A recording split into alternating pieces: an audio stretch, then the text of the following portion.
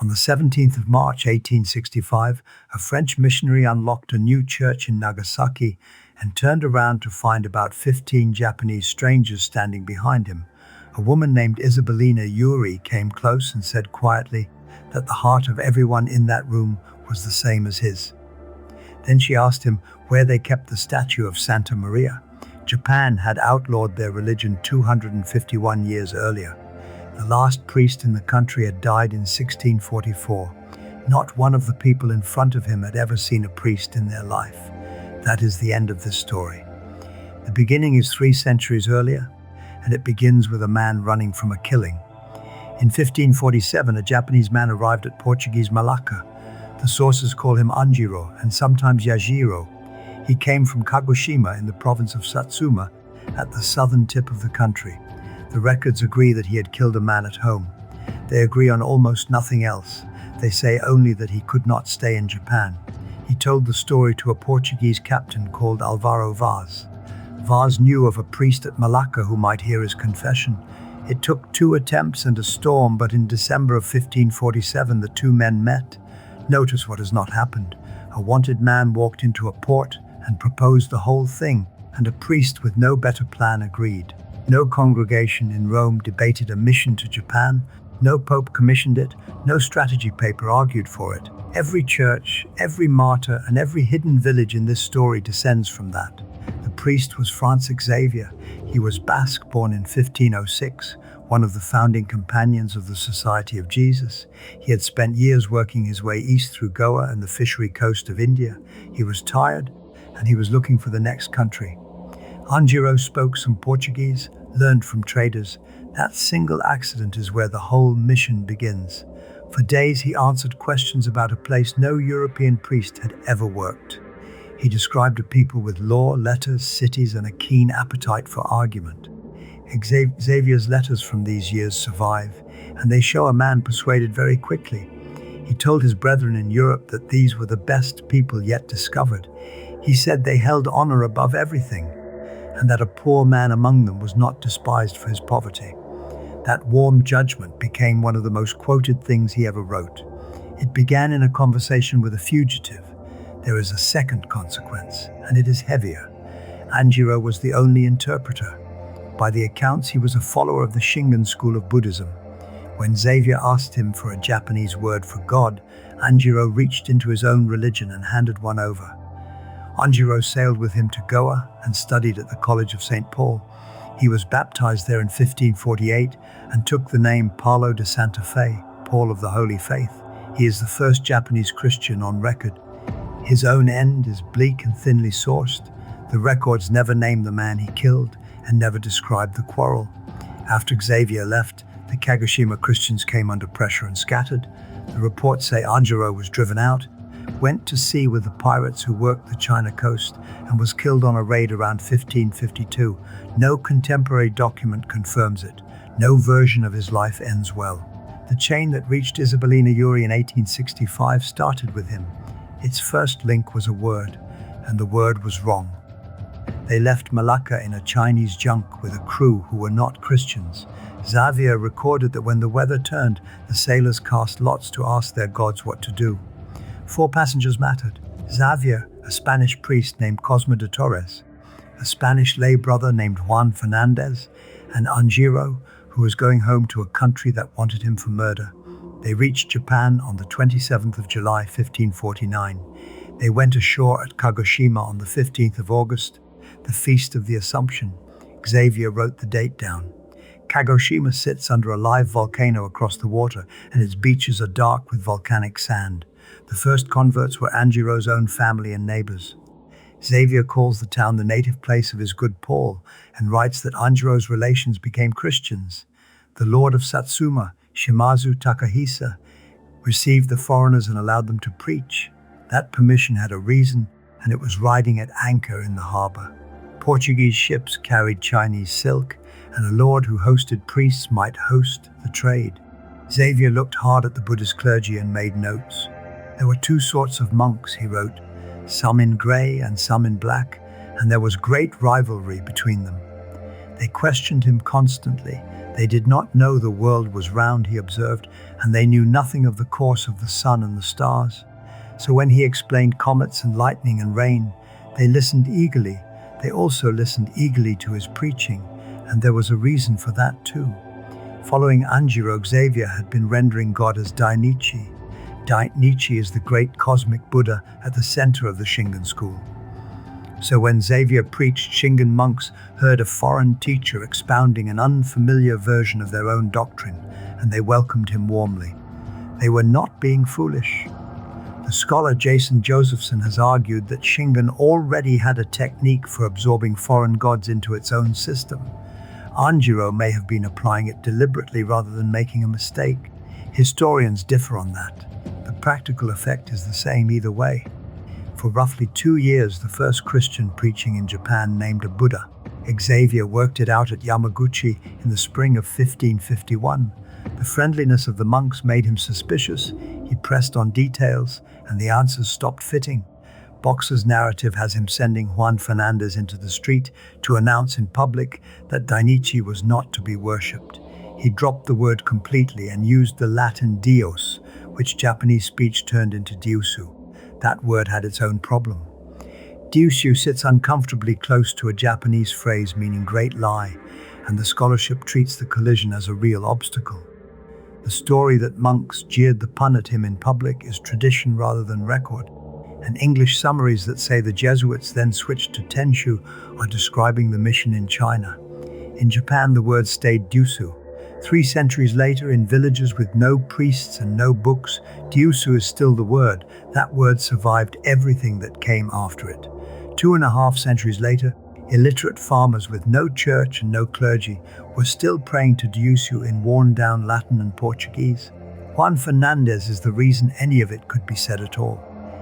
The lay brother set himself to learn Japanese properly, while the priests preached through interpreters. He became the mission's voice in the street, reading their arguments aloud to whoever stopped. Later, Jesuits credited him with the first work on a Japanese grammar and vocabulary. Those books are lost, and the problem he was attacking outlived every man in the party. Kagoshima itself did not last. Shimazu Takahisa restricted conversions in 1550. When the Portuguese ship went to Hirado instead of his harbor, the harassment sharpened, and by 1552 the congregation had scattered. The welcome had never been about the faith, it had been about a ship. Xavier understood that and went north to find a greater Lord. What he had not yet understood was that arriving poor had been a mistake. Yamaguchi was a serious city. Xavier described more than 10,000 households, all of them built of wood, and a very wealthy lord. His method there was the one he had used everywhere else. He and his companions preached twice a day in the streets and at the crossroads. They read aloud from a book of Christian teaching they had translated with enormous labor and written out in Roman letters. It failed completely. Xavier reports that wherever they went through the streets, a small crowd of boys followed them, laughing and mocking. Uchi Yoshitaka, the lord of the province, granted them an audience and was not impressed. They were foreign. They were shabby, and they were asking for nothing he wanted to give. So Xavier decided to go over his head. Shortly before Christmas of 1550, he set out for the capital to reach the emperor or the shogun. The journey took about 2 months on foot in winter. What he found at Miyako, the city we call Kyoto, was a place wrecked by decades of war. He got no audience with the emperor, Go-Nara, and none with the shogun. At the palace gate, a ragged foreigner with empty hands was not a diplomat. He was a beggar. He stayed roughly 11 days and left. He came back to Yamaguchi in April of 1551 dressed as a person of consequence. This time he carried formal letters from the governor of India and the bishop of Goa, and he brought presents. His own letter names only the letters and the presents. The itemized list that everyone repeats comes from later retellings, not from Xavier. They are worth treating as retellings. They describe a striking clock, a musket with 3 barrels, spectacles, mirrors, cut crystal, brocade, and a musical instrument. One telling counts 13 gifts. Whatever the exact contents, Uchi Yoshitaka received him this time. The best documented part of the meeting is the part nobody quotes. Yoshitaka offered Xavier a great quantity of gold and silver in return. Xavier sent it back. He asked instead for permission to preach, and he got it. Yoshitaka had public notices posted in the busiest parts of the city declaring that the law of heaven might be announced. He also assigned the missionaries an empty monastery to live in. Consider what that means. The first Jesuit house in Yamaguchi was a disused Buddhist temple granted by a Japanese lord and licensed on his own notice boards. The accommodation policy that a later visitor would write into a rulebook arrived 4 decades early by improvisation in one negotiation. The preaching went differently after that. Twice a day, Xavier writes, and after every sermon, a long argument about religion. Several hundred people were baptized within months. Historians are careful here, and so should we be. Some weight the gifts heavily. Others argue that the permission mattered more than the clock, and that Xavier had simply learned how status worked in Japan. It is not honest to say the clock bought the mission. It is honest to say that the same man, preaching the same thing, was mocked in rags and heard in silk. Xavier went on to Bungo and its young lord Otomo Yoshishige. About 30 years later, under the name Otomo Soren, that same lord would help pay for 4 boys to sail to Rome.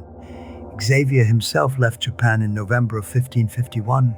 After roughly 2 years and 3 months, he died the following December on Shangshuan Island off the Chinese coast, still trying to get into China. He never saw Japan again. He left behind a method and a debt. The method was accommodation. Dress as they dress, argue as they argue, work through the man at the top. The debt was harder. Every lord who protected the mission also wanted the black ships, and the priests knew it, and the lords knew that the priests knew it. The church in Japan was entangled with commerce in its first year, not in its decadence. Within 20 years, one of those lords would take that logic to its conclusion and hand a harbor to the Society of Jesus outright. Omura Sumitada was baptized in 1563 and took the name Dom Bartolomeu. He was the first Japanese lord to be baptized, and his conversion was not private. He destroyed temples and shrines in his territory and pressed his subjects to follow him into the new religion. That is documented, and it is not the version told in devotional retellings. It also has a complication worth keeping.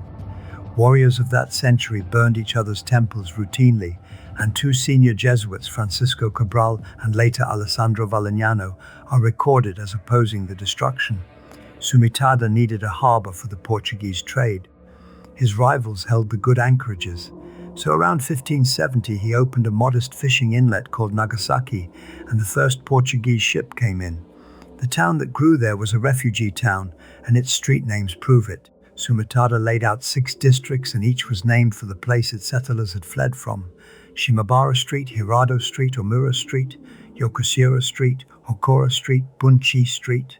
Christians displaced by other lords' politics were being gathered into one port with a Portuguese ship in it. That ship is worth stopping on. The Great Carrack from Macau was a monster, 1,200 to 1,600 tons, broad, slow and lightly gunned for her size. Her hull was paved with black pitch, which is why the Japanese called her the Black Ship. She came in with raw and woven Chinese silk, gold, musk, porcelain, deerskins and medicine. She went out with Japanese silver. 1 ship a year, arriving in summer and leaving in the early winter on the monsoon. In 1578, the Ryuzoji attacked Nagasaki, and the Portuguese helped throw them off. That was the warning. Sumitada was not strong enough to hold the port, and he knew who was coming for it. So on the 9th of June 1580, he ceded Nagasaki and the neighboring lands of Mogi to the Society of Jesus in perpetuity. It is called the Donation of Bartolomeo. The specialist study is by Diego Pacheco, published in Monumenta Nipponica in 1970. Be precise about what the document did, because this is where the popular version overreaches. Sovereignty did not change hands. Sumitada remained the nominal lord. The Jesuits administered the town through an official they elected, and they pledged allegiance to him. The nearest parallel is Macau, where Europeans ran a port under someone else's ultimate authority. It was an administrative grant to a defended asset by a man who expected to lose it. That is what it was. What mattered was what it looked like. It looked like a foreign religious order holding Japanese ground, with a fortified harbor, its own courts, and customs revenue from the silk. Valignano told Rome the mission needed something like 12,000 ducats a year from the trade to keep running.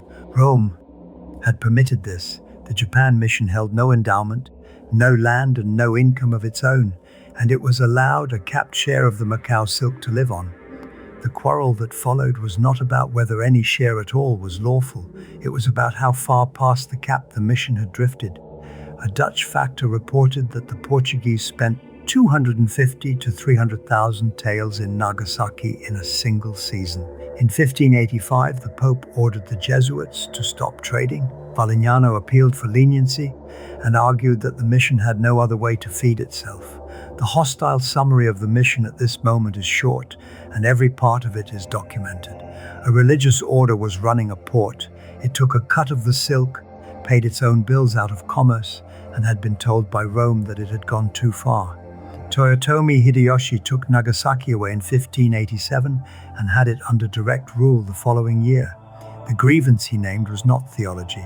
It was territory, jurisdiction and foreign power on Japanese soil, and the Jesuits had spent 7 years making that charge easy to write.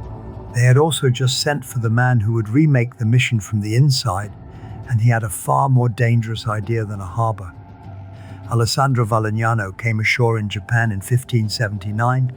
He was Italian, tall and about 40 years old. His office was Visitor of the Indies. It gave him authority over every Jesuit east of Africa, and he began using it within months. The man he found in charge was Francisco Cabral. Cabral was a Portuguese superior who had run the Japan mission for 9 years. He held that the Japanese should be taught and not consulted. He kept his men in European dress and European manners, and he believed that was the faith itself and not the wrapping on it. The two of them disagreed about 3 things, and none of the 3 was small. Valignano wanted every European father in Japan to study the Japanese language properly. Cabral had never mastered it himself and had not required it of anyone else. Valignano wanted Japanese men received into the Society of Jesus and trained for the priesthood. Cabral wanted them as catechists and interpreters and nothing higher than that. Valignano wanted the missionaries to dress, eat and sit as Japanese of rank did. Cabral saw that as flattery dressed up as strategy. Valignano forced his resignation in 1581. Cabral went to Macau and did not go quiet. For years afterwards, he wrote to Rome that the new policy would soften the fathers and cheapen them in Japanese eyes. He was later given charge of the Jesuits in India. He never withdrew the complaint, and he never had to because the argument outlived them both. Then Valignano wrote the rules down. The first book was a ceremonial for the missionaries of Japan, finished in 1579. It mapped Jesuit rank onto the ranks of the Zen monasteries. A Jesuit superior was to be received the way an abbot was received. 2 years later came a longer manual of customs and cautions. It covered how to bow, how to sit, how to bathe, how to serve tea, how to keep a house, and how to speak to a lord. In 1583, he wrote the case for all of it, a summary of the things of Japan, and sent it to Rome. Rome was not entirely pleased. The Father General, Claudio Acquaviva, struck out the passages that allowed the Father's comfort and honor, and Valignano had to revise them. Accommodation was never settled Jesuit policy. It was an argument inside the order, and Valignano won it slowly and never completely. The seminaries followed the books. Harima opened in 1580 with 22 students inside a Buddhist monastery converted for the purpose. A college was founded at Funai in Bungo the same year. A seminary at Azuchi opened with 33 students. The boys wore kimono and ate white rice. On Valignano's written instruction, they studied Latin and Japanese side by side. By the 1580s, the mission counted more than 150,000 converts. This was the fastest turn to native ground that any mission in the world had made. It is also the reason the rest of this story is possible. A church staffed by Japanese catechists praying from books in Japanese does not need a foreigner standing in the room. The honest version has a hard edge. Valignano grew less confident about Japanese clergy after his second visit. Rome tightened the rules on ordaining Japanese men in the decades that followed. His college at Macau eventually produced about a dozen Japanese priests, and no more than that. The lay church was very broad, the priesthood stayed very narrow. A church with thousands of Japanese lay leaders in its villages cannot be deported. A priesthood of a few dozen men can be. Valignano built an institution that could live without Europeans, and a clergy that could be counted on a single page. He did not know he was building for that, and he built it anyway. Critics then and since have said his instructions were minute without being deep. They say he learned the etiquette of Japan rather than the mind of it. The charge is fair, and it settles nothing. The etiquette worked. Valignano wanted one thing more. He wanted Europe to believe that Japan was worth the money it cost, and he wanted Japan to see what stood behind the mission. So he chose 4 boys and put them on a ship. They sailed from Nagasaki on the 20th of February 1582. There were 4 of them, 13 and 14 years old. Ito Mancio was named as leader. With him went Chijiwa Miguel, Hara Martino, and Nakara Juliao. 3 Christian lords stood behind the journey: Omura Sumitada, Otomo Sorin, and Arima Harunobu. The initiative and the purpose were Valignano's. The voyage swallowed 2.5 years. They reached Lisbon on the 10th of August, 1584. In November, they were received at Madrid by Philip II, who ruled Spain and Portugal and most of the known ocean. On the 23rd of March 1585, they knelt before Pope Gregory XIII. He was 83 years old and he wept. 3 weeks later, the old pope was dead. The boys walked in his funeral. Then they stayed on through the conclave, and on the 1st of May they watched Sixtus V crowned in his place. So they saw 2 popes, and they saw only one of them made. They were knighted into the Order of the Golden Spur, and they left Rome in June. Europe treated them as proof. Medals were struck. Cities turned out. Reports were printed in several languages describing a Christian kingdom at the far end of the world, sending its sons to kiss the feet of the Pope. Very little of that was accurate. The 4 were not princes, and they did not represent a Christian Japan. They represented 3 domains in Kyushu and 1 Italian Jesuit's plan. They came home on the 21st of July, 1590. 8 years and 5 months had passed. All 4 entered the Society of Jesus at Amakusa the following summer. They did not come back empty-handed. In their baggage was a European printing press with movable type. It was set up at Kazusa on the Shimabara Peninsula and printed there in 1591. It moved to Amakusa the next year, and a Christian doctrine was printed in Latin letters that spelled out Japanese sounds. Later it moved to Nagasaki and worked there until 1611. Out of it came grammars, saints' lives, Romanized Japanese classics, and a Japanese and Portuguese dictionary with tens of thousands of entries. The historian Derek Massarella has judged that the embassy itself left no lasting mark on how Japan saw Europe. The press did. It put the faith into type, in the language of the people who would have to keep it. What the 4 found at home was not what they left. Otomo Sorin and Omura Sumitada were dead, and 3 years earlier, while they were somewhere between Lisbon and Goa, the ruler of Japan had ordered every missionary out of the country. Their 4 endings say the rest. Ito Mancio was ordained and died at Nagasaki in 1612 in his bed. Hara Martino was banished in 1614 and died at Macau in 1629, still a priest. Chijiwa Miguel left the society before 1601 and died in 1633, and Japanese scholars still argue over what he believed at the end. Nakara Juliao stayed. He was ordained and he went underground, and he was hunted through the villages of Kyushu for 19 years. In the end, he was taken. What was done to him waits for a later chapter in this story, and for another man who was taken in the same city in the same month. Every one of those 4 endings begins with the same sheet of paper.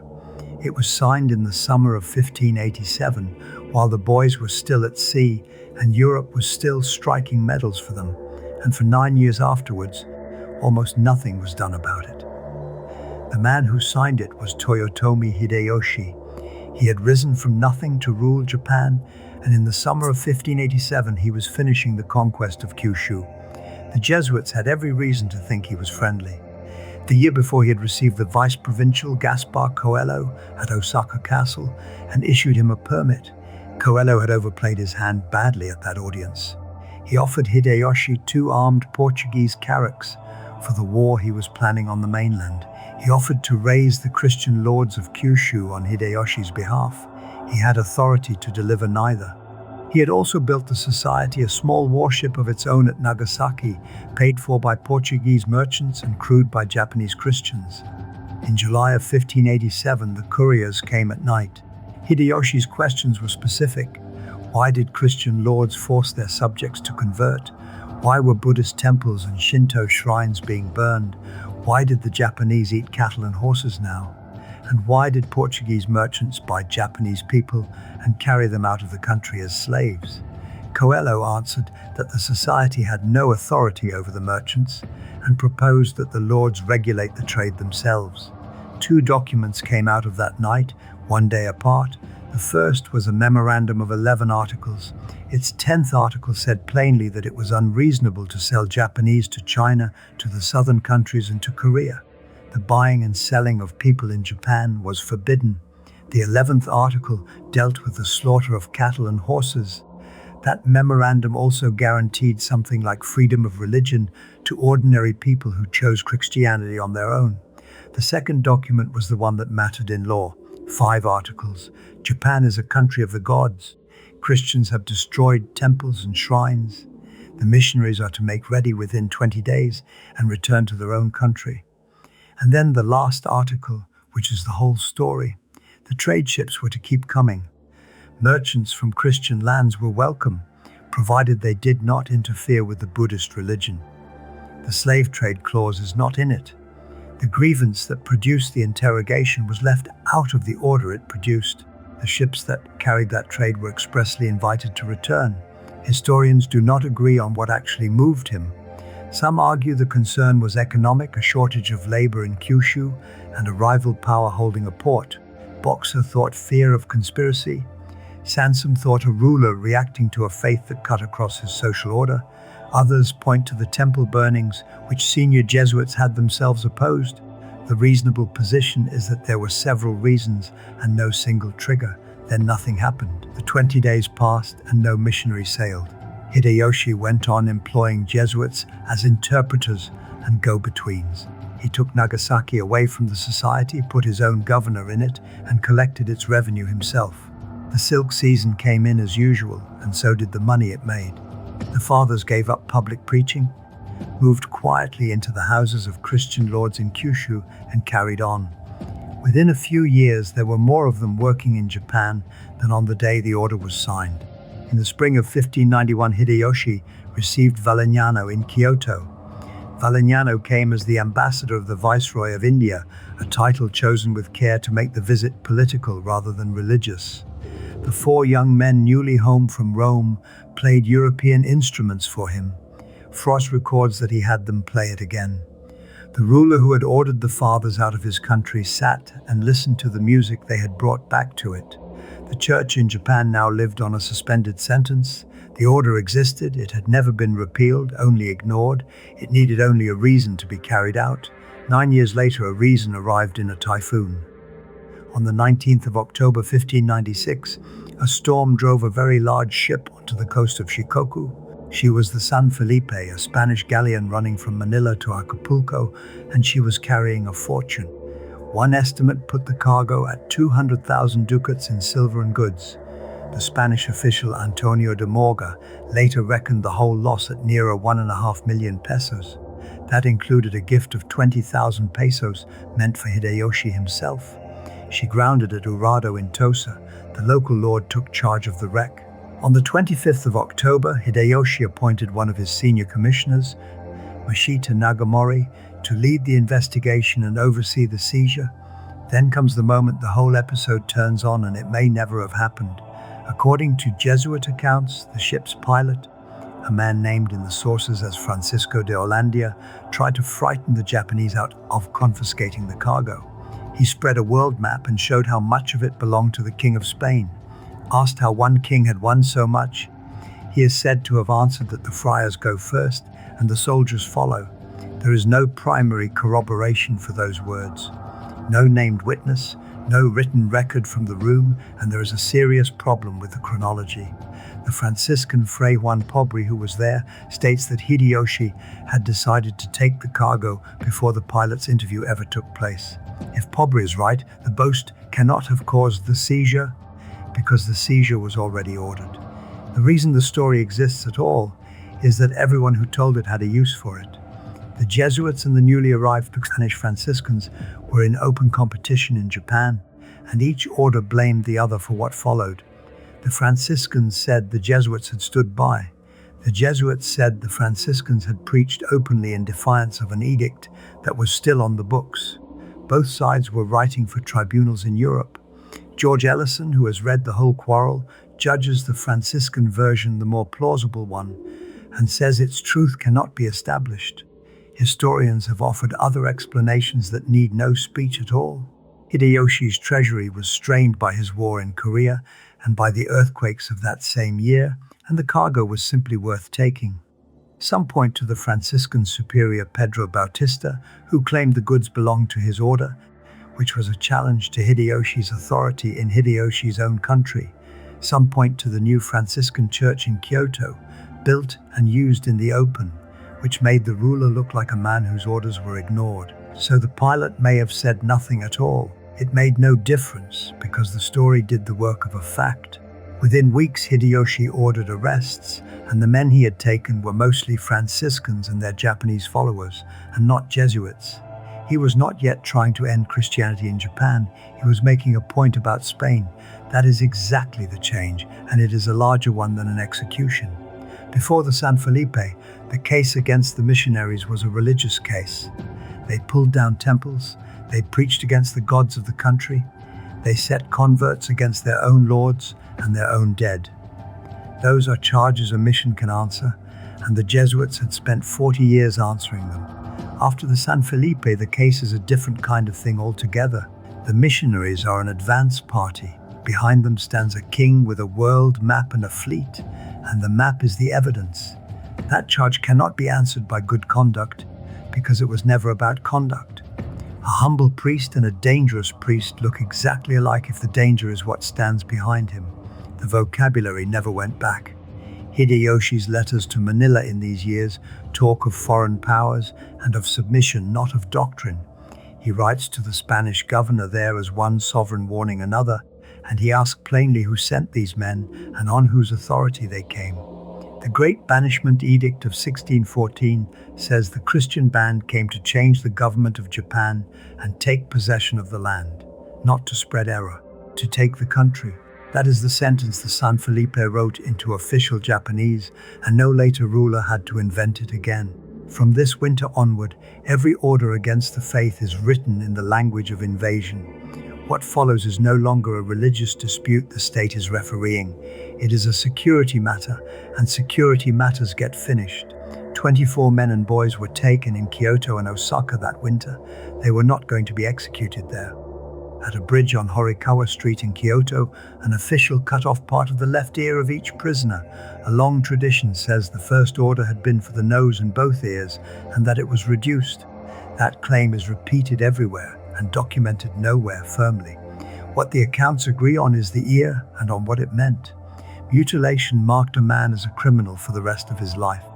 It was the sentence written on the body before the sentence was carried out. Every town they passed through afterwards would read it correctly without being told anything. Then they were loaded into carts and dragged through the streets of Kyoto, Osaka, and Sakai so that people could see them. In the first days of January, the column started for Nagasaki. 2 more men joined it on the road, arrested for helping the prisoners. That brought the number to 26. Hideyoshi could have killed them where they were taken. He sent them instead to the most Christian city in Japan and had them walk the whole way in front of witnesses. The route is known in detail.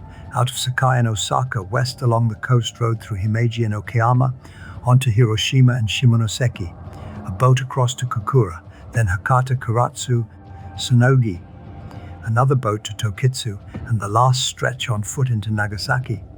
The distance is usually put at somewhere between 800 and 1,000 kilometers. It took roughly a month through the coldest weeks of the Japanese year.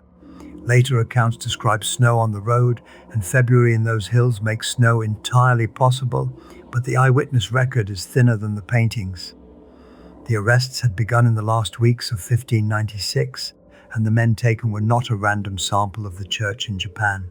Of the 26, 20 were Japanese, 6 were foreign Franciscans, 4 of them Spaniards, 1 born in Mexico, 1 a Portuguese from India, 3 were Japanese Jesuits. 17 were Japanese laymen of the Franciscan Third Order, and 3 of those were altar boys. The youngest was Louis Baraki, who was 12, Thomas Kozaki was 14, the oldest, James Kisai, was 64. The best remembered of them is Paul Mickey, and almost every retelling gets his rank wrong. He was not a priest, he was a Jesuit scholastic, a member of the society still in formation. He was in his middle 30s, schooled at Azuchi and at Takatsuki, and known as a preacher. The most famous martyr in Japanese history was a religious under vows who had not yet been ordained. On the 5th of February 1597, they were fixed to crosses in a row on Nishizaka Hill above Nagasaki harbor and killed with lances driven up from both sides. More than 4,000 people came to watch. Louis Fra, who wrote the account we depend on, reports that Mickey preached from his cross and that he forgave the men killing him. Frois was a Jesuit writing for Europe about a Franciscan disaster, and the wording of that sermon is not safely recoverable. That he preached is. Frois himself died in Nagasaki a few months later. What happened next was not what Hideyoshi intended. The crowd did not go home frightened. People came up the hill and divided the bodies among themselves, and pieces of them traveled out of Japan as relics of the first Japanese martyrs. Within days, the place of execution had become a place of pilgrimage. And notice who was not on those crosses. Most of the Jesuits in Japan were left entirely alone. This was a selective killing aimed at the Spanish friars and at the power behind them. The state was still making a point. It was not yet ending a religion. What changed that took 15 more years, and it began with a bribe? Hideyoshi died in 1598, and the pressure lifted almost at once. Tokugawa Ieyasu took power after the Battle of Sekigahara and wanted foreign trade far more than he wanted a religious policy. Missionaries returned to the open. Churches went back up. Conversions rose again, and by the end of that decade, the mission counted more Christians in Japan than it ever had. To the men writing the annual letters home, it looked like weather that had passed over. It had not. 2 things were changing underneath the calm, and neither of them was theological. The first arrived by accident in the spring of 1600. A Dutch ship called the Lifty was driven onto the coast of Bungo, with most of her crew dead or dying. Her English pilot, William Adams, was brought before Ieyasu. The Portuguese and the Jesuits in Japan urged that the survivors be executed as pirates and as heretics. Ieyasu did the opposite. He kept Adams, made him a retainer, and listened to him for years. Adams told him something no Japanese ruler had heard clearly before. Europe was not one thing. There were states in the north of it that traded across the whole world and sent no priests at all. That single piece of information was worth more than any argument in the whole controversy. For 50 years, the church in Japan had rested on a commercial fact that nobody had needed to say out loud. Chinese silk came in Portuguese ships. Portuguese ships came with Jesuits aboard. A lord who expelled the fathers risked losing the cargo. The Dutch opened a trading post at Hirado in 1609. The English opened one in 1613. They brought the same silk under a different flag, with no chaplain and no baptisms attached. The one practical reason to tolerate the mission had just been taken away by other Europeans. The second thing happened inside the shogun's own government, and it is usually left out of the story. Arima Harunobu was a Christian lord, one of the 3 who had paid for the boys sent to Rome.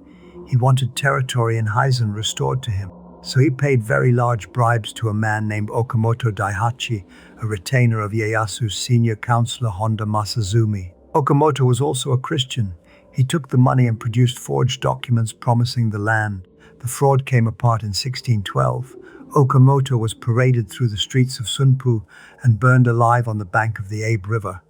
Arima was stripped of his domain and ordered to kill himself. He refused to perform the act himself, on the ground that his religion forbade it, and submitted to execution at a retainer's hand, in front of a crucifix. Both men in the affair were baptized Christians. Both had lied.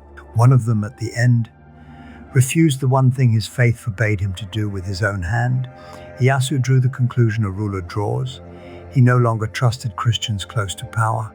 That same year, Christianity was prohibited outright in the lands the shogun governed directly. The following autumn, 8 Christians were burned at Arima, in the domain the affair had just brought down. The son who inherited that domain had renounced his own baptism, and he set about proving it on his own people. The church was not yet illegal in Japan. It was illegal in the only part of Japan whose master could make that stick. The rest would take one document written in a single night by a Zen monk.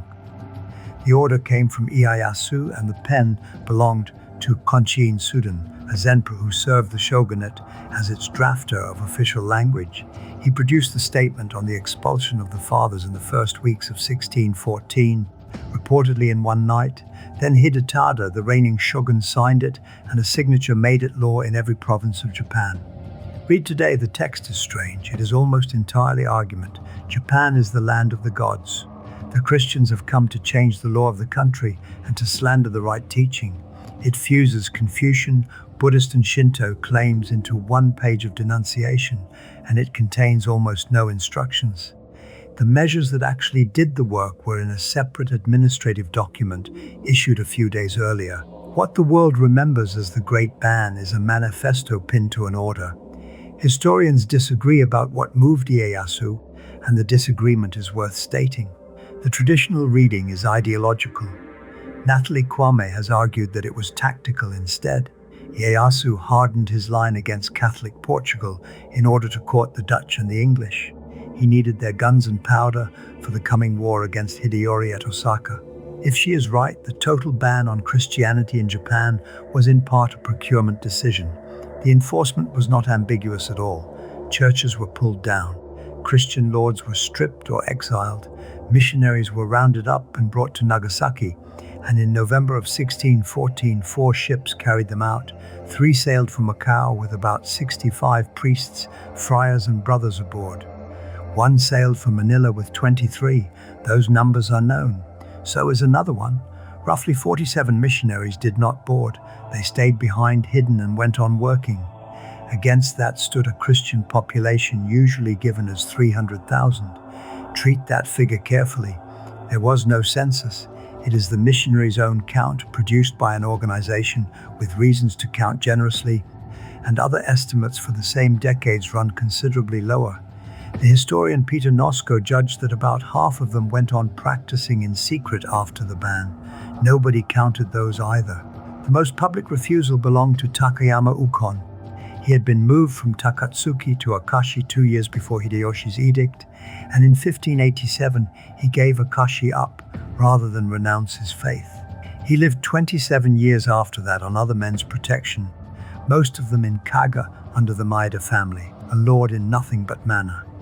On the 8th of November, he sailed from Nagasaki with about 300 other Japanese Christians.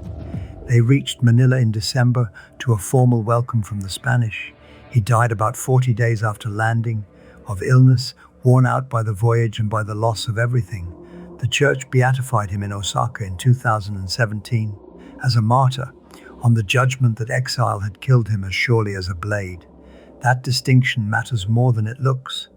The state was learning that it did not need executioners to destroy a religion. Attrition would serve, and yet nobody involved thought this was permanent. The missionaries expected to be back within a few years. The 47 who hid expected reinforcements, and reinforcements kept coming, smuggled in on merchant ships for the next 3 decades. Nobody in Japan in 1614 imagined a ban that would outlast 9 generations. The question the shogunate had not yet solved was simpler and worse. Killing Christians made martyrs, and martyrs made more Christians. What the state needed was a Christian who would say in public that he was not one. Ieyasu died in 1616, and under his son the persecution changed shape rather than intensity. The new emphasis, visible in the orders and in the results, was on removing foreign missionaries and on producing apostates. Death was still available. It simply stopped being the goal. The road to the worst day of that decade began with a merchant. In 1620, a Japanese Christian named Hirayama Yochin tried to carry 2 friars into Japan, disguised as merchants on his ship. Dutch and English vessels intercepted him at sea, which is its own small comment on the century. The captives were held for 2 years before the two priests finally admitted who they were. On the 19th of August 1622, the priests in Hirayama were burned and the crew beheaded. 3 weeks later, on the 10th of September, the magistrate of Nagasaki brought 55 people to Nishizaka Hill. It was the same ground where the 26 had died a quarter of a century before. Around 25 were burned alive. Around 30 were beheaded. The sources differ slightly on the split. Among them were Jesuits, Dominicans and Franciscans, Japanese lay catechists, and the householders who had hidden them, including women. 27 were Japanese lay people. More of the religious were Japanese too. 4 were Korean. Only a handful were Europeans. 5 were children, the youngest 3 years old. A crowd reported at 30,000 stood on the slope and watched, and the accounts say they sang. The era name was Genna, and the day is remembered by it. Genna was the last great spectacle of its kind, and the state seems to have understood what spectacle brought it. Nishizaka in 1597 had made a shrine. Nishizaka in 1622 made 30,000 witnesses. Something quieter was needed. What replaced it was the pit. The Japanese name is anatsurushi, the hanging in the hole. The victim's legs were bound tightly, and he was suspended head downward into a pit about 5 or 6 feet deep. A small incision was cut in the forehead or behind the ear so that blood dripped slowly and the pressure in the skull did not build. That detail is the whole design. Hanging a man upside down kills him fairly quickly. The cut is what keeps him conscious. In several accounts, one hand was left free so that he could signal the moment he was ready to recant. The reference works describe the method carefully and do not agree on who invented it or exactly when. It is enough to say this. In the 1620s, the magistrates adopted a technique that could hold a man at the edge of dying for days. It worked. Other instruments served the same logic. At the hot springs of Unzen, prisoners were bound and had scalding volcanic water ladled over them, a little at a time, for as long as it took. Others were tied to posts on the shore so that the tide rose to their chins twice a day until exhaustion finished them. None of this was rage. It was procedure, and it had a measurable output. A dead Christian left a story. A living one was different. He had trodden on an image, signed a register, and named the house where his neighbors met on Fridays. He left the magistrate with an administrative victory and a network. The shogun had found the question that courage alone could not answer. In 11 years, it would put that question to the most senior Catholic priest in Japan. In 1633, the man in charge of the Jesuits in Japan was Cristóvão Ferreira. He was born about 1580 at Torres Vedras in Portugal. He had been in the country since 1609. He had lived through the total ban by not leaving, and for years he wrote the mission's reports back to Europe. The books usually call him the provincial. The exact title is uncertain because the Japan mission moved between the rank of province and vice-province. The safe description is the plain one. He was the senior Jesuit in Japan. On the 18th of October, 1633, he was taken to the pit at Nagasaki with 7 other missionaries. His legs were bound, and he was hung head downward into the ground. He lasted about 5 hours. Then he signaled and was lifted out and renounced his faith in public that same day. 2 separate families of sources give those 5 hours. The other 7 did not break with him. They went into the same pit on the same day. Giulio Nakara was one of the 7. He was one of the 4 boys sent to Rome in 1582. He had knelt before Gregory XIII and watched Sixtus V crowned. He had come home to a country that banned his religion while he was at sea. He stayed anyway and worked in hiding for 19 years after the total ban. He was about 65 years old when they bound his legs. He hung in that pit for 4 days. He died on the 21st of October, 1633, the first of the 8 to go. He was beatified in 2008. The boy who saw 2 popes stayed in the pit. The superior, who was supposed to be the strongest of them, came out of it in an afternoon. Ferreira took a Japanese name. He became Sawano Chuan. He registered at a Buddhist temple as the law demanded and declared himself of the Zen sect. He married a Japanese woman. He drew a salary from the magistrate's office. He sat in on the interrogations of captured missionaries, and he was present when Christians were made to tread on holy images. He wrote on Western astronomy and Western medicine, and later Japanese surgeons traced a school of practice back to him. In 1636, an anti-Christian tract called the Kengiroku appeared under his name. It stayed unpublished for 300 years. Whether he actually wrote it is still argued. George Ellison translated it and laid out the problem in Deus Destroyed, and the honest answer is that nobody knows. He died at Nagasaki in 1650. His last years are contested. Portuguese and Chinese merchants who met him in the city reported that he regretted what he had done.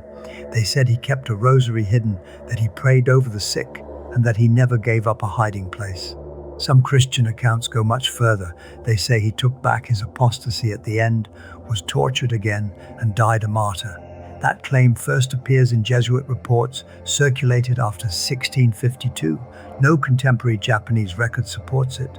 Both things should be said out loud, and neither should be closed. Two more things need saying plainly, because a novel and a film have replaced the record for most people. The young priest at the center of silence never existed. His nearest historical original is Giuseppe Chiara, an Italian from Palermo, not a Portuguese. Chiara came ashore in Kyushu in June of 1643 with the Second Rubino group. Those men had been sent expressly to undo Ferreira's apostasy. They were arrested almost immediately. Chiara broke, took the name Okamoto Sanemon, was given a dead samurai's widow and household, and lived under guard in Edo until 1685. Antonio Rubino himself had already died after 4 months of torture that March, so the pit did not simply break one exceptional man. It broke the men sent to repair him. The state now had an instrument that worked reliably on trained priests. What it had not yet tested was what would happen if it pressed an entire hungry province of farmers.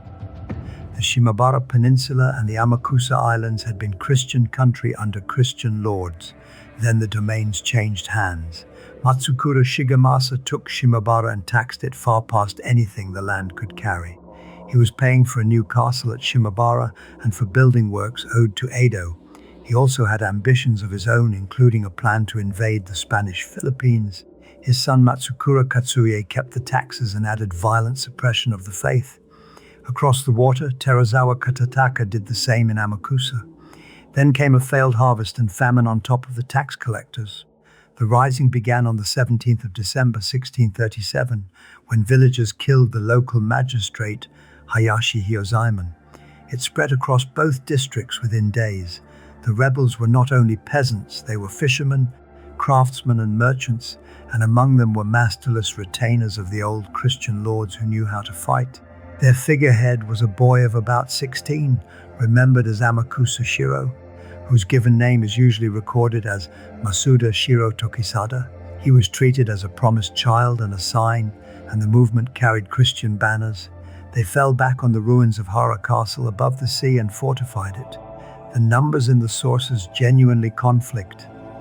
Somewhere between 27 and 37,000 people were inside, of whom perhaps 14,000 could fight, and 13,000 were families sheltering with them. The shogunate eventually brought more than 125,000 men against that hill.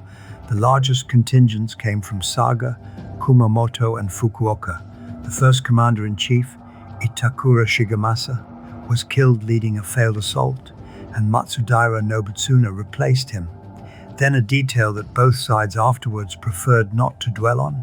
The shogunate asked the Protestant Dutch for help against a Christian rebellion, and the Dutch agreed. The ship de Rip, under Nicholas Kuckbacker, supplied gunpowder and cannon and bombarded Hara from offshore. The bombardment achieved very little. A good deal of the shot flew over the castle and landed among the besiegers. The defenders sent out messages asking whether the shogun no longer had soldiers of his own and whether he was not ashamed to borrow foreigners. The Dutch withdrew. The final assault came in early April. The castle fell on the 15th of April, 1638. An estimated 37,000 rebels and sympathizers were killed at the end of it. The boy's head was carried to Nagasaki and put on public display. Matsukura Katsui, whose taxes had started it, was called to Edo and beheaded, the only lord executed by the shogunate in the whole of the Edo period. Historians have read this rising 3 different ways in 3 generations. Older scholarship called it a religious revolt against an anti-Christian state. The middle of the last century called it a peasant rising with Christianity only loosely attached. The current position rejects both clean answers, and Ahashi Yukihiro has gone further and studied how those two rival stories were built by historians in the first place. The working consensus is that the cause was misgovernment and taxation, that Christians joined it, and that Christianity supplied the language and the hope that held it together. The government did not weigh those readings. It chose the second one and acted on it. The Portuguese were expelled entirely in 1639. When Macau sent an embassy in 1640 to plead for the trade, 61 of its 74 men were executed at Nagasaki. The survivors were sent home to describe what they had seen. The country was closed, and there was one thing left inside it still to be found. Konishi Mansio was born in 1600. His grandfather was Konishi Yukinaga, the Christian lord who commanded armies in Korea and lost his head after Sekigahara. He was taken out of Japan as a boy because there was no longer a seminary in the country that could train him.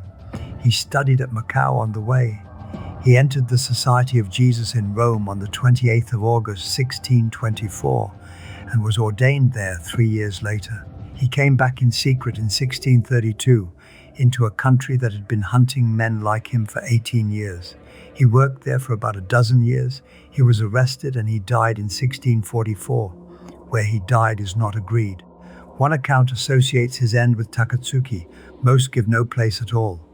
The Japanese heritage record describes his death as a martyrdom. The date is the thing that is firm.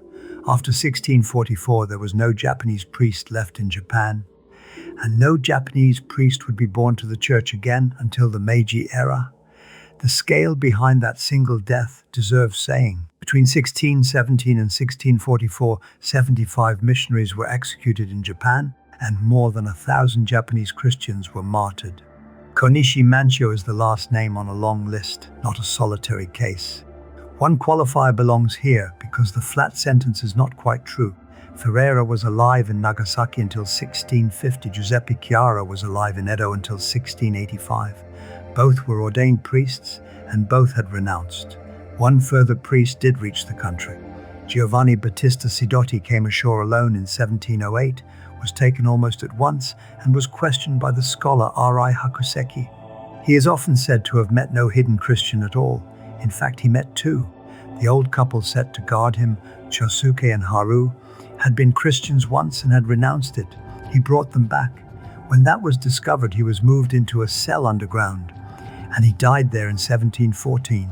The one priest who reached Japan in that century did find the hidden church, and it cost him his life, so the precise claim is this. From 1644, there was no priest at liberty in Japan to say Mass, hear a confession, or anoint the dying. 2 clocks now run, and they should not be confused with each other. The ban itself ran from 1614 to 1873, that is 259 years. The absence of a priest ran from 1644 to 1865, that is 221 years.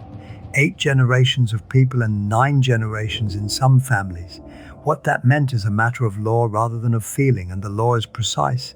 There would be no Mass and no Eucharist, no confession and no absolution, no confirmation, no holy oils, no anointing of the dying, and no ordination because only a bishop can ordain, which meant there was no way to end the shortage from the inside. The last bishop of Japan, Luis Cerqueira, had died at Nagasaki in 1614, in the same year as the ban. Rome named a successor for Japan, and he never reached the country. Almost every act of the church's ordinary life needs a priest, and a good deal of it needs a bishop.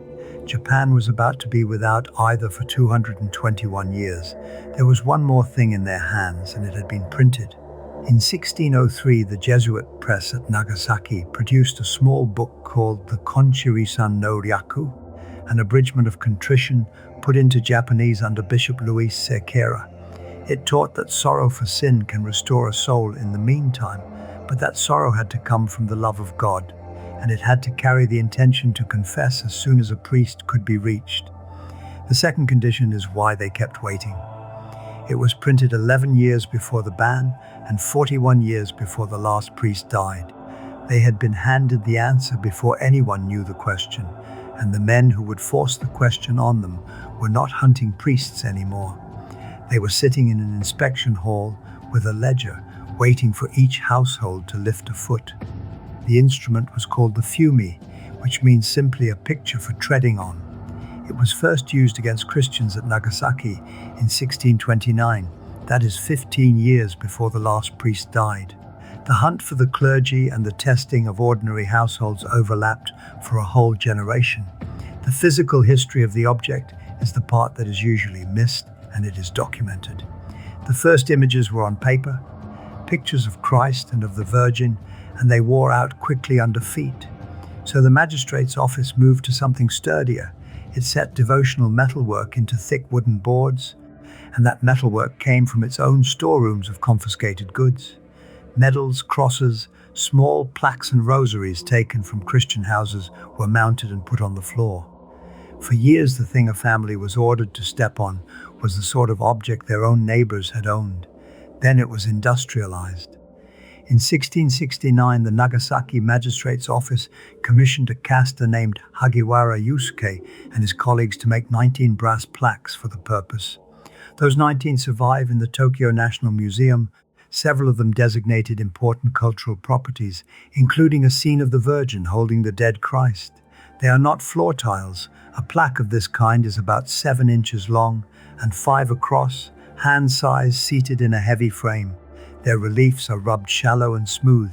That wear is not a metaphor. It is a measurement of how many feet passed over them. Everyone trod. The record is explicit that the test fell on commoner, Buddhist monk and samurai alike. It should also be said accurately that this was a Nagasaki and Kyushu instrument, applied hardest where Christians had actually been, not a nationwide annual rite for the whole country.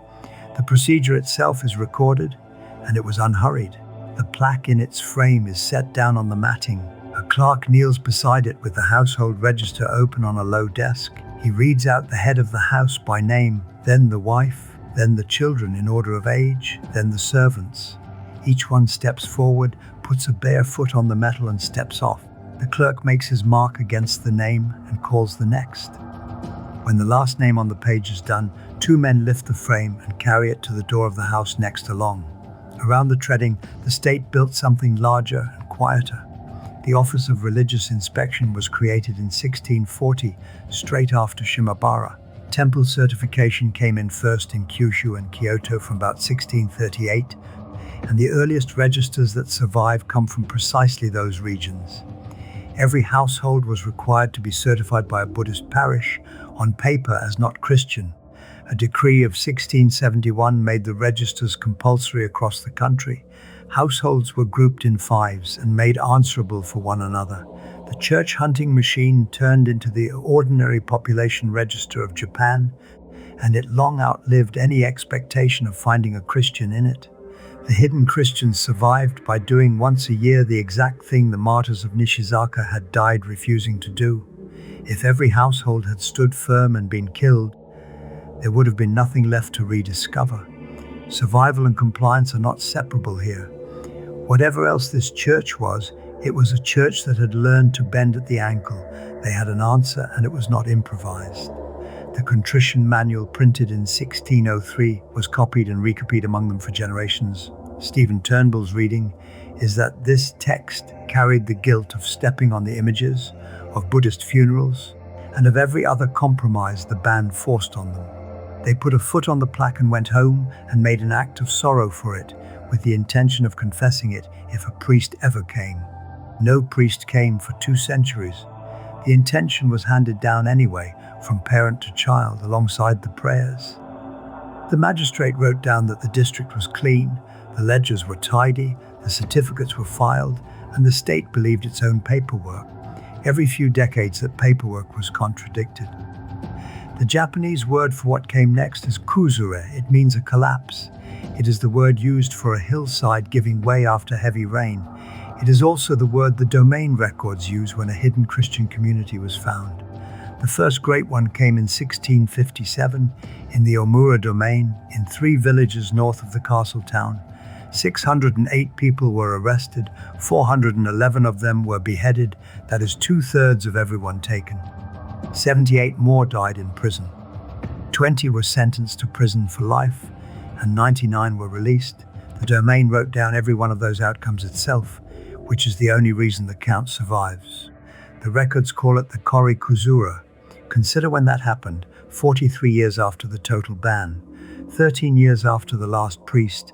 2 generations of officials had already certified that province clean. The Lord of Omura had every reason not to look. A domain that harbored Christians answered for it in Edo. Finding 600 of his own farmers was not a success. It was a catastrophe of administration, and everyone in the castle knew it. In the same domain, in the same generation, the villages of the Sotome coast remembered a man called Bastian. He does not appear in the Kori sentencing record. The tradition gives him an arrest, 3 years and 3 months of prison, and a beheading, and almost nothing else that can be checked. What he left behind kept those villagers counting the days of the Christian year for 2 more centuries. Other collapses followed.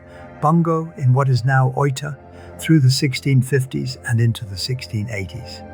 Nobi in the 1660s in the provinces now called Gifu and Aichi. After those campaigns, the surviving communities were confined almost entirely to one corner of Kyushu. The sea coast and islands around Nagasaki were what remained. Then the record goes quiet for a century and resumes. One of those later sweeps ended in a way no other did. In 1805, officials went into 4 coastal villages on the Amakusa Islands, Sakitsu, Oe, Imatomi, and Takahama. They expected a handful of households. The number they came back with was roughly 5,000 people. That was not a cell hiding in a valley. That was most of the coast. Then the authorities did something remarkable. The account that has come down says they declined to call these people Christians at all. They were written down as followers of an irregular sect, a phrase that carefully avoided the forbidden word. The objects the villagers had been keeping were taken from them. The people themselves were sent home. Nobody was executed. Consider what that ruling cost and what it saved. 5,000 Christians in 4 villages would have been a scandal that reached Edo and ended careers. A strange local superstition, corrected and closed, was a report a magistrate could file and forget. If the account is accurate, it is the clearest glimpse in the whole story of a state that would rather not have found what it found. The other sweeps of that century fell on the same valley over and over. Urakami was searched in the 1790s, again in the 1840s, and a third time in 1856. The sources disagree on the exact year of the middle one.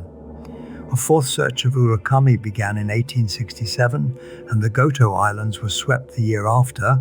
Those 2 belong to the end of this story rather than to this part of it. Something else had changed by then. Execution for the crime of being Christian had been quietly abandoned around the same years. The last 2 generations of hidden Christians were being policed rather than killed. The notice boards still stood in every village. They named the religion, forbade it, and promised a reward to anyone who reported a believer. The surviving accounts differ on how much silver was offered. Here is the turn, and it is not subtle. After every sweep, the government wrote that the matter was closed. Each report was filed, each was believed. The same paperwork that insists Christianity had been extinguished in Japan is the paperwork proving it had not been. No missionary reached those villages. No priest arrived to hold them together. Yet something was being run for 9 generations, with officers and successors and rules. The question is who ran it and by whose authority. They ran it themselves through offices that had names, holders, and successors. 3 roles carried the church, and communities all across Kyushu arrived at the same 3. The Chokata, the keeper of the register, held the calendar and the sacred objects and presided at ceremonies. The Mizukata, the keeper of the water, performed the baptisms. The Kikiaku listened, taught, and carried messages between households. In some villages, an elder called the Shukuro assisted them. Together, the 3 were the Sanyaku, the 3 roles. Below them, the faithful were organized in small units called kumi. The names varied by district, and that variation is itself the evidence. On Ikitsuki, the same 3 posts carried entirely different names. The head office was Oyajiyaku. Below it came Ojiaku, and below that Yakuchu. Around Sotomi, the three were Choyaku, Kanbo, and Shukuro. Different words, identical functions, in villages that could not safely visit one another. The structure was not improvised out of nothing. It was the lay confraternity the missionaries had built before the ban, still running long after the men who built it were dead.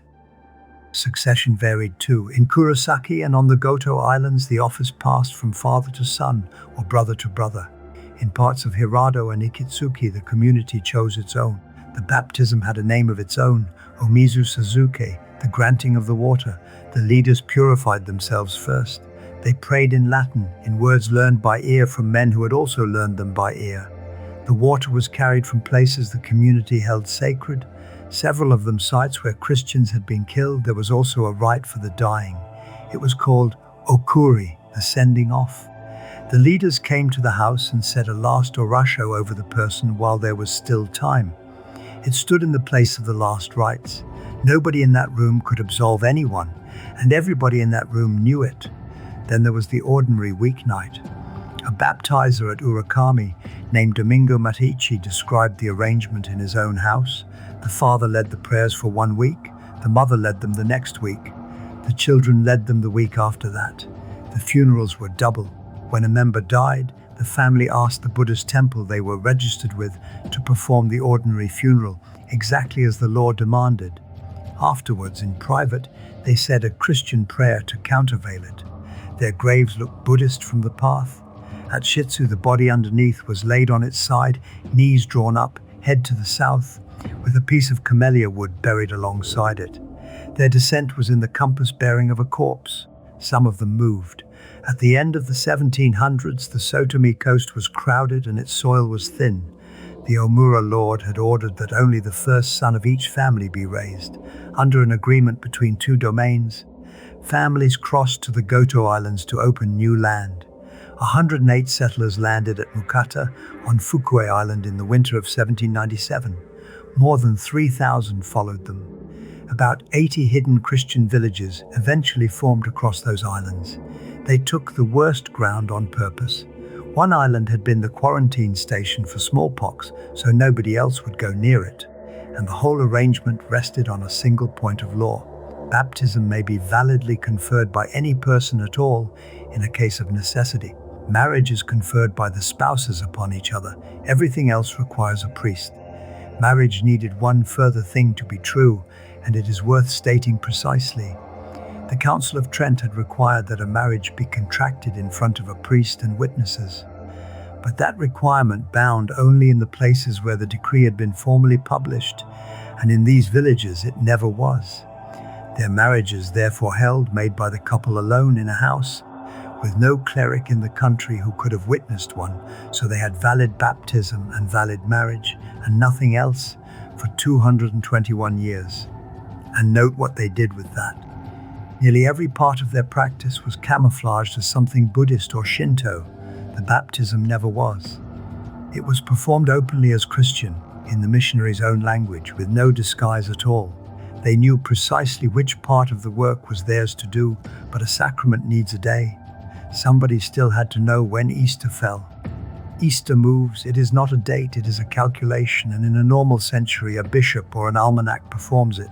These villages had neither. The tradition names one man, Bastian from Sebastian, a Japanese catechist who stayed in the Sotomi region after the missionaries were driven out, hiding in the mountains of the Makino district and baptizing. The tradition says his teacher was a foreign priest, remembered as Sanwan Sama, who gave him the reckoning and then walked away across the surface of the sea. Be honest about what that is. Bastian is concrete enough in the telling to have an arrest, 3 years and 3 months of imprisonment, and an execution. Almost everything else about him comes to us as legend, told by the people it consoled. The scholars who have worked with the surviving communities say plainly that little is known about him, and that his followers do not consider this a problem. What he left is not legend, it is a working document. They called it the Bastian calendar, or simply the day count.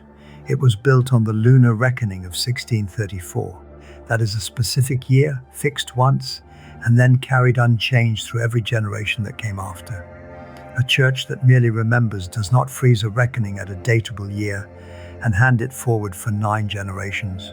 A church that administers itself does exactly that. It had its own vocabulary. Christmas was Otaya, the big night, and the name is literal because the observance ran all night. Easter was Kanashimi no Agari, the lifting of sadness. The fast was called Zezen. Heaven was Paraiso, straight from the Portuguese, unchanged.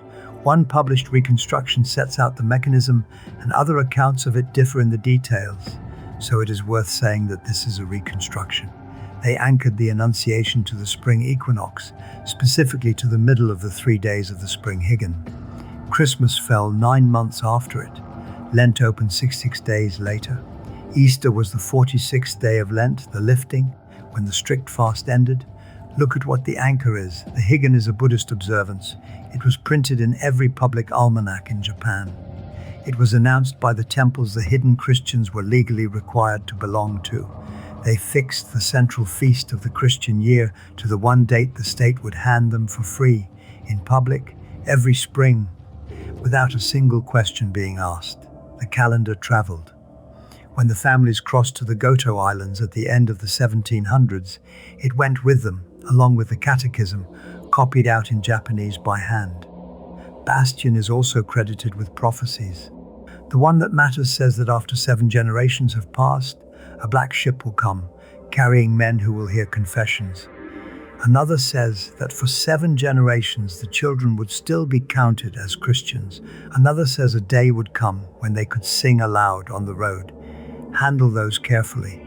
They were written down in the 19th century, after the priests had already come back, by the community that had spent 2 centuries repeating them.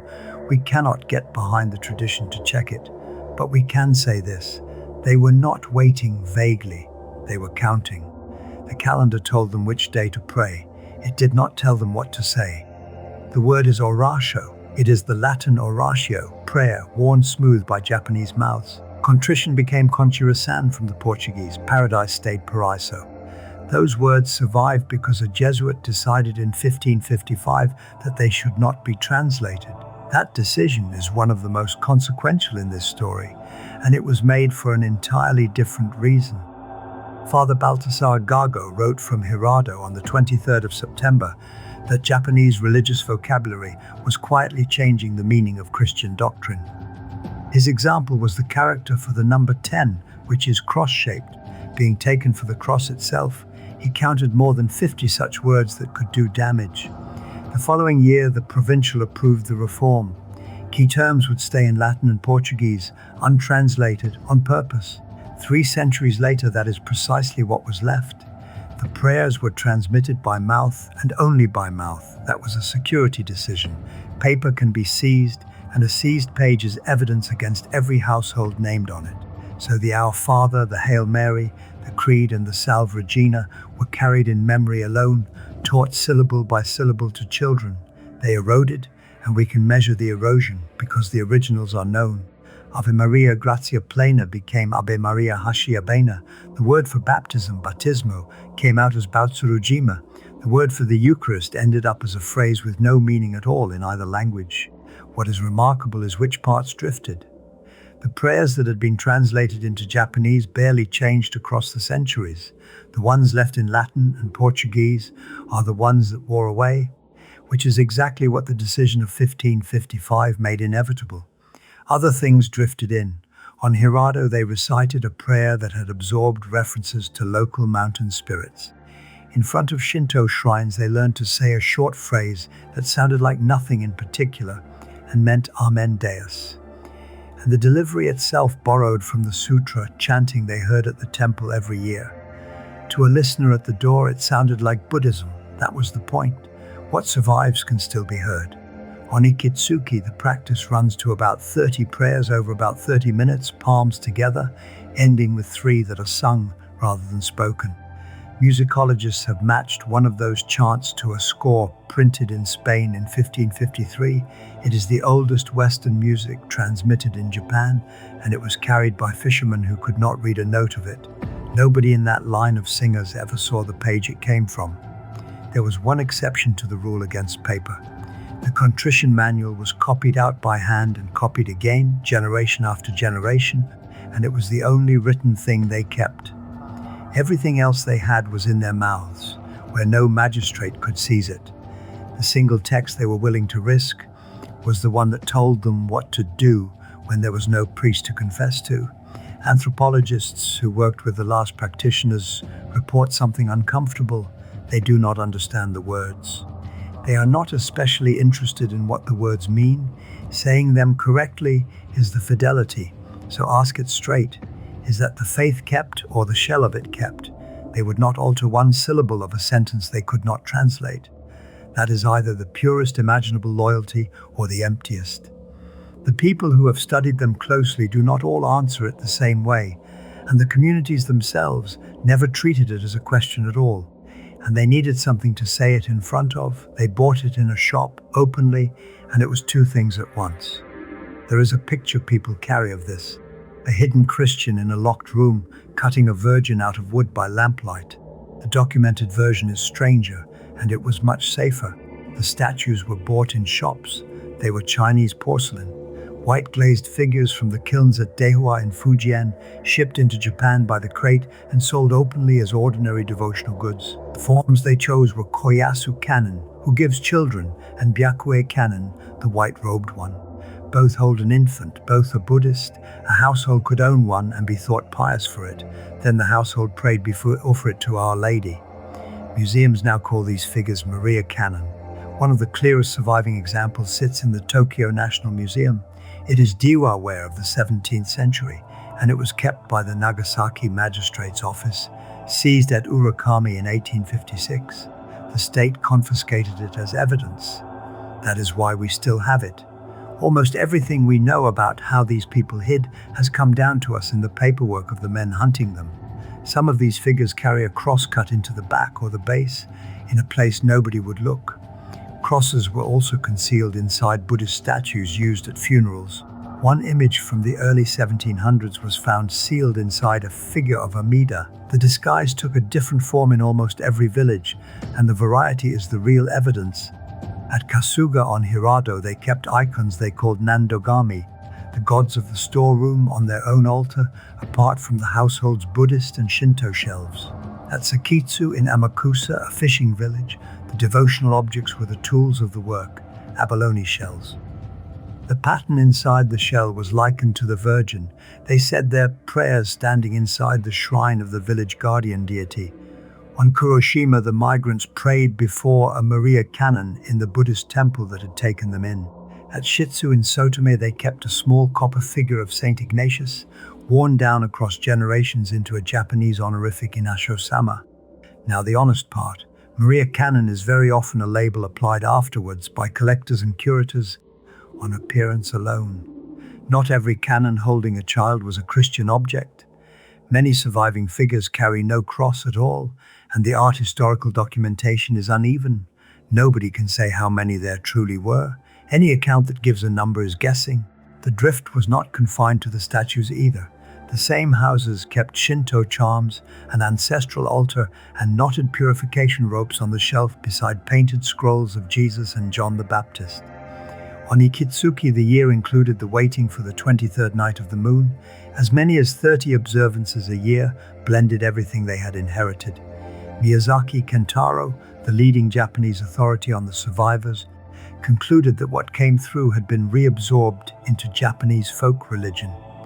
Other scholars read the same evidence and see a Christianity that changed rather than dissolved. The question is where veneration of Kannon ended and veneration of Mary began, and the evidence cannot always answer it. Then, in 1865, somebody walked in and asked them directly. The priests of the missions étrangères de Paris reached Nagasaki in 1863. They were permitted there only because the treaty ports had opened and only to serve foreigners. They arrived with a second purpose, and they stated it plainly. They intended to look for any Christians who might still exist in Japan. Father Louis Ferreira acquired the land and drew the building with Father Girard. An Amakusa master carpenter named Koyama Hideyoshi built it in wood with glass brought from France. The people of Nagasaki called it the French Temple. It was dedicated on the 19th of February 1865, and warships in the harbor fired salutes. They dedicated it to the 26 martyrs of Nishizaka, canonized 3 years earlier, and they built it facing the hill. For a month it stood there, new and mostly empty, and it was watched. Japanese townspeople and country people came up the slope to look at the foreign building and went away again. Nobody in the mission knew what any of them were looking for. On the 17th of March, in the middle of the day, Father Bernard Petitjean saw a group of Japanese waiting outside the door. He went up and unlocked the church, and they came in behind him. He walked to the altar and knelt. They knelt near him on the new boards, in a building none of them had ever been inside before. A middle-aged woman came close and put her hand against her breast. She said the heart of everyone standing with her was the same as his. Then she asked where they kept the statue of Santa Maria. Petitjean led them to it. He wrote about those few minutes for the rest of his life. Her name was Sugimoto Yuri. She was 52, a midwife from Hamaguchi-machi in the Urakami Valley, and her baptismal name was Isabelina. The tradition remembers that they came with a test, 3 marks their ancestors had given them for recognizing a true successor of the patron, obedience to the pontiff of Rome, veneration of the image of the Virgin, a clergy that never married. The accounts say the question about children was asked with apologies, and that when they were told these priests had none, they bowed to the ground. That triple test is what the community remembered. It is not a line from Petitjean's letter, and it should not be dressed up as one. But the criteria were real, and there is a harder proof of it. On the 15th of May, the missionaries examined the words the hidden Christians used to baptize. The formula matched their own. 221 years without a priest, without a printed book, and the one sacrament a layman may confer on another had come on through intact. 2 things about that day stay unsettled, and both are worth saying out loud. The Nagasaki tradition counts 15 people at the door. Petitjean's own account, as it reaches us through his biographers, says about a dozen men, women and children, of whom 3 women stepped forward. Both numbers are in print, and Petitjean never wrote the woman's name down. It was established later by another priest, Father Renau, who went back and found out who she had been. That is the whole story in miniature. The record of these people exists at one remove, kept in somebody else's hand. The news then moved the way the faith itself had moved. It went by word of mouth through the villages of the Nagasaki region, and the village leaders came to Ara, one after another, at night still committing a capital offense. By the 8th of June, Petitjean had met 25 of them. One woman told him there were about 1,300 believers in her own valley. Estimates for the whole region ran to 30,000. Bastian's people had been told to wait 7 generations for a black ship carrying confessors. They had kept the count. They had also just told a government exactly where they were. What exposed them was not the visit to Ara. It was a funeral. Every household in Japan was registered with a Buddhist temple. The temple performed the funerals, and the certificate it issued was a family's proof that it was not Christian. In 1867, the Christians of Urakami announced they would bury their own dead in their own way. To the authorities, that was not a theological statement. It was a refusal of the population register. On the 14th of July, at midnight, officers raided the house in Urakami where they gathered. 68 people were arrested. The number rose to 83 under interrogation. Their leader was Takagi Senamon. Every one of them recanted under torture except him. The Prussian, French, Portuguese and American ministers protested immediately. The French minister, Leon Roches, raised it with the shogun Tokugawa Yoshinobu at Osaka Castle that September. Then the shogunate fell, and the new government made it worse. The Meiji state reposted the anti-Christian notice boards in the spring of 1868. At the Imperial Council in May, Kido Koin proposed beheading the leaders and removing the rest. A Shinto scholar named Fukuba Bisei argued him down to exile alone. The decree that followed ordered that the deportees be kept from social intercourse until their hearts were purified. They were to be employed as laborers on ground requiring improvement, and they were to live in forests. The first 114 went that summer to Tsuwano, Hagi and Fukuyama. In January of 1870, the order was carried out in full, and roughly 3,300 more followed them. About 3,400 people in all, distributed among some 20 domains, 500 to Kanazawa, 375 to Satsuma, 160 to Tsuwano. Roughly 1 in 5 died. The government's count, the mission's count, and the foreign legation's counts do not agree, and no reconciled figure exists. The methods are documented, and they were used on children in front of their parents. Kneeling on wedges with stones piled on the lap, water forced into the stomach and pressed out again, cold fire, starvation and confinement in boxes. The Christians called the deportation tabi, the journey. In the Goto that same year, the sweep took a different form. Nobody there was shipped anywhere. The domain locked its Christians up where they already stood. About 200 people on Hisaka Island were shut into a hut of roughly 12 tatami mats for 8 months, and 42 of them died in it. The accounts kept in the community say they could not all lie down at once. What killed them was not an instrument of torture. It was arithmetic, a number of bodies held in a number of square feet, month after month. The honesty owed here cuts the other way as well. The French priests were breaking the treaties they invoked. The night visits to Urakami and the catechists sent into the countryside were outside the ports and outside the law. While the first deportees were boarding their steamer, Petit-Jean was smuggling 10 Japanese youths onto another ship bound for Shanghai. They were to be trained for the priesthood. The French minister spoke of sending his navy to help the Christians. The statesman Okuma Shigenobu answered that the threat showed precisely how much reason Japan had to fear Christianity. The ban ended for money. Japan's envoys abroad found that the persecution was blocking revision of the unequal treaties. On the 24th of February 1873, the notice boards were ordered down on the stated ground that everyone already knew what they said. 3 weeks later, the surviving exiles were released. Nobody proclaimed religious liberty. The prescription stayed on the books, and a conditional constitutional guarantee came only 16 years later. The exiles went home to find out what they had come home to. Roughly 30,000 people came out of hiding. They did not all go the same way. The record gives 3 outcomes, not 2. Most of the communities rejoined the Catholic Church. Some refused and kept running the system their ancestors had built. And some, given the choice, became Buddhists and Shintoists instead. The split did not run between villages. It ran through them. There were disputes about which group would inherit the devotional objects that had been kept hidden for 8 generations.